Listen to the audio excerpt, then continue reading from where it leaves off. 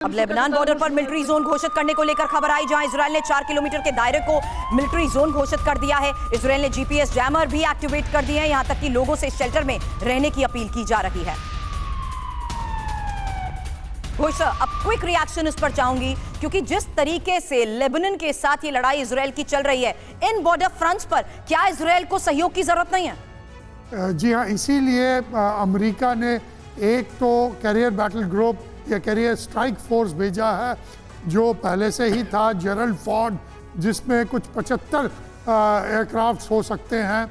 और अभी आ रहा है समाचार आ रहा है कि वो यूएसएस आइशनोवर को भी वहाँ पर भेजेंगे, जिसके ऊपर कुछ 60 एयरक्राफ्ट रह सकते हैं। इसके अलावा ये जो बैटल ग्रुप्स हैं, उसमें खाली एयरक्राफ्ट कैरियर ही नहीं होता है, उसके अंदर उस ग्रुप में कई जहाज होते हैं और एक यूएसएस बंटान है, जिसके अंदर 26 एक्सपीडिशनरी मरीन फोर्स है। लेकिन ये सब जो जा रहे हैं, उन्होंने सीधा कह दिया है कि हम दखलंदाजी नहीं करेंगे, लेकिन अगर हिजबुल्ला और ऐसे कोई और एक्सटर्नल फोर्सेस आ गए इस मुठभेड़ में, फिर हम शायद अपना देखेंगे कि कहां तक हम इंटरफेयर कर सकते हैं। तो इस सहयोग को सीमित रखने का मतलब ही क्या बन जाता है इस लिहाज से? इस बारे में आपसे आगे भी चर्चा करूंगी, क्योंकि फिलिस्तीन के खिलाफ बड़ी कार्रवाई को लेकर एक और बड़ी खबर आई है, जहां वेस्ट बैंक में बड़ा इजरायली अटैक हो चुका है और इजरायली फोर्स की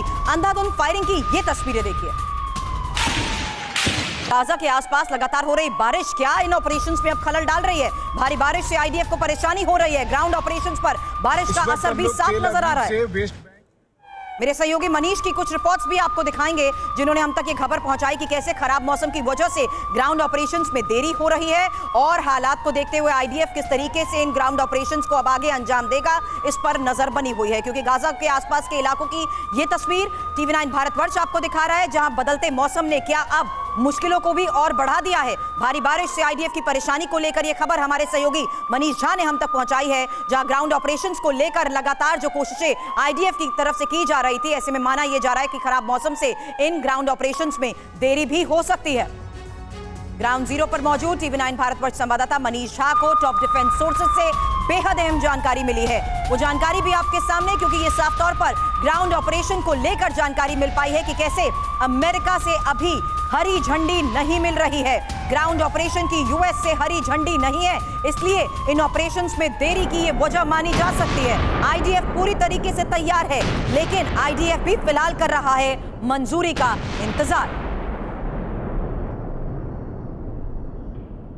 तो इजरायली ग्राउंड ऑपरेशन में देरी आखिर क्यों हो रही है? मेरे दो सहयोगी इस वक्त हमें ज्वाइन कर चुके हैं, मनीष झा और सुमित चौधरी, डिफेंस एडिटर। उनके पास जाने से पहले इंफॉर्मेशन वॉल का ये रुख करेंगे, क्योंकि एक्सक्लूसिव डिटेल जानकारी जो हमारे सहयोगियों ने हम तक पहुंचाई है, उसकी सबसे पहली बड़ी वजह देख लीजिए। हालांकि घोषित वजह यह बताई जा रही है कि मौसम खराब है, लेकिन असल वजह यह है कि अमेरिका की तरफ से अभी तक मंजूरी नहीं मिली है, इसीलिए इन ग्राउंड ऑपरेशंस में देरी की ये बात सामने आ रही है। हालांकि जिस तरीके से हालात बने हुए हैं, ये साफ तौर पर देखा गया है कि अमेरिका पहले मिडिल ईस्ट को भरोसे में लेने की कोशिश कर रहा है, और यही महत्वपूर्ण है कि अमेरिकी विदेश मंत्री भी इस वजह से कई देशों से लगातार संपर्क बनाए हुए हैं, बातचीत कर रहे हैं। इंपॉर्टेंट यह भी है कि अब ब्लिंकन मिडिल ईस्ट के दौरे पर है। ये टाइमिंग बहुत इंपॉर्टेंट हो जाती है, क्योंकि ज्यादातर देश इजरायली अटैक के खिलाफ बताए जा रहे हैं, और यहां तक कि ईरान ने तो बाकायदा धमकियां भी देनी शुरू कर दी हैं। इसलिए यह समझना जरूरी है कि यह संकट कितना बड़ा है। कोई भी एक तरफा कार्रवाई हुई तो ईरान, सीरिया, लेबनान सभी वॉर में शामिल हो सकते हैं। ये एक ऐसी रियलिटी है जिसको देखते हुए तमाम बड़े फैसले इस वक्त लिए जा रहे हैं। लेकिन सबसे पहले मनीष, आपने जो ये खबर हम तक पहुंचाई है, उसमें किस तरीके से मुश्किल बढ़ जाती है इजरायल के लिए? क्योंकि वो इजरायल जो 10 अक्टूबर से जमीनी जंग की तैयारी को लेकर बड़े दावे कर रहा है, क्यों नहीं मिल पा रही उसे मंजूरी? बिल्कुल सुरभि, और इसके लिए सबसे पहले मैं कैमरे पर कुछ चीजें आपको दिखाऊंगा, जिससे हमारे दर्शकों को समझने में भी आसानी होगी कि, और उसके लिए है मेरी लोकेशन इस वक्त वेस्ट बैंक में है। देखिए, टीवी9 एक ऐसा चैनल है जो इजराइल के इस युद्ध की खबर हर बॉर्डर से आपको दे रहा है। हम लेबनान बॉर्डर गए थे, हम गाजा पट्टी में लगातार बने हुए हैं, हम वहां जा भी रहे हैं और इस बीच हम आपको वेस्ट बैंक लेकर आए हैं।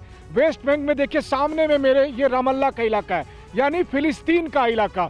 और आज की तारीख में जो मिडिल ईस्ट हो या तमाम मुस्लिम देश या बहुत हद तक जो अंतर्राष्ट्रीय समर्थन मिल रहा है फिलिस्तीन को या गाजा पट्टी में रहने वाले सिविलियन को, उन सब की वजह है ये इलाका जो इस वक्त आप टीवी 9 के कैमरे पर देख रहे हैं। ये वो एक्सक्लूसिव तस्वीरें हैं जो आपको बताने में आसानी भी होगी कि गाजा पट्टी के सिविलियन की रक्षा करने के लिए कौन लोग हैं।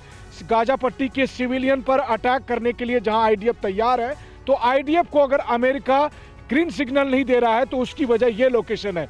ये लोकेशन यानी फिलिस्तीन का, मुख्य फिलिस्तीन का वो हिस्सा जिसे फिलिस्तीन कंट्रोल करता है। अब सबसे बड़ा सवाल यह है, जब ईरान ये कहता है कि गाजा पट्टी में ग्राउंड ऑपरेशन हुआ तो हम युद्ध छेड़ देंगे, लेबनान कहता है हम युद्ध छेड़ देंगे, अमेरिका के सहयोगी देश संयुक्त अरब अमीरात और सऊदी भी अमेरिका का साथ देने को तैयार नहीं है। तो क्यों नहीं तैयार है? इसी फिलिस्तीन के लिए जहां पर टीवी 9 की टीम मौजूद है, क्योंकि अमेरिका को लगता है कि एक बार जैसे ही ग्राउंड ऑपरेशन शुरू हुआ, गाजा पट्टी के सिविलियन की संख्या, मरने वालों की संख्या बढ़ी, वैसे ही सारे मुस्लिम देश एकजुट हो जाएंगे, सारे मिडिल ईस्ट देश के लोग मिलकर एक साथ इजराइल पर अटैक कर देंगे। और ये हो भी रहा है, कभी लेबनान से, कभी सीरिया से, और ईरान की तो धमकी हम देख ही रहे हैं। और इसीलिए खास हो जाता है ये जगह। देखिए ये बात भी सच है, बारिश तो आंख मिचौली खेल ही रहा है। हर 5 मिनट में बड़ी अजीब सी बारिश होती है, 5 मिनट में तेजी से बारिश आती है, फिर धूप निकल आता है। मौसम के बीच में अमेरिका का हर ग्रीन सिग्नल कब मिलेगा और कब आईडीएफ अपना ऑपरेशन करेगी, यही सबसे बड़ा सवाल है। इस पर सबकी नजर भी है।